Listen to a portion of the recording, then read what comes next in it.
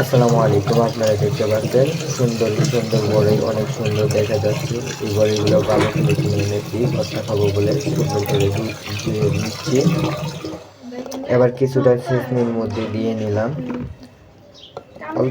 কিছু সামান্য পরিমাণে, যাতে সেচনির মধ্যে ধরে, ভর্তাটা করলে যাতে বাইরে হয়ে না পড়ে, তাই সেচনির মধ্যে দিয়ে এখন কয়েকটা ঢেকে দিলাম, যাতে বড়িগুলো সুন্দর করে সেচনির মধ্যে গলে যায়।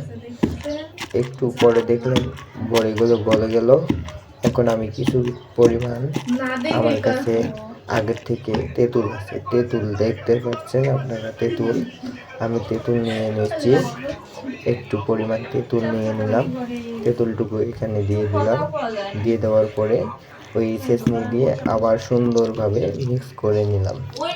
মিক্স করে নেওয়ার পরে, মিক্স করলে আর কি তেঁতুল আর বড়ির টকটা একসাথে মিক্স হলে অনেক সুন্দর লাগবে, তার কারণে আমি তেঁতুলটা দিয়ে নিলাম। তেঁতুলটা দেওয়ার শেষে একটা বোল সামনে দেখছেন, বোলটা নিলাম, বোলটা ঢেলে নিয়ে আবার সুন্দরভাবে নেমে চামচ দিয়ে কিছুটা আটা আটা হয়ে গেছে, তাই কারণে চামচ দিয়ে নামছে না, পুরোটুকু চামচ দিয়ে নামে নিয়ে সুন্দরভাবে এটাকে মিক্স করতে হবে।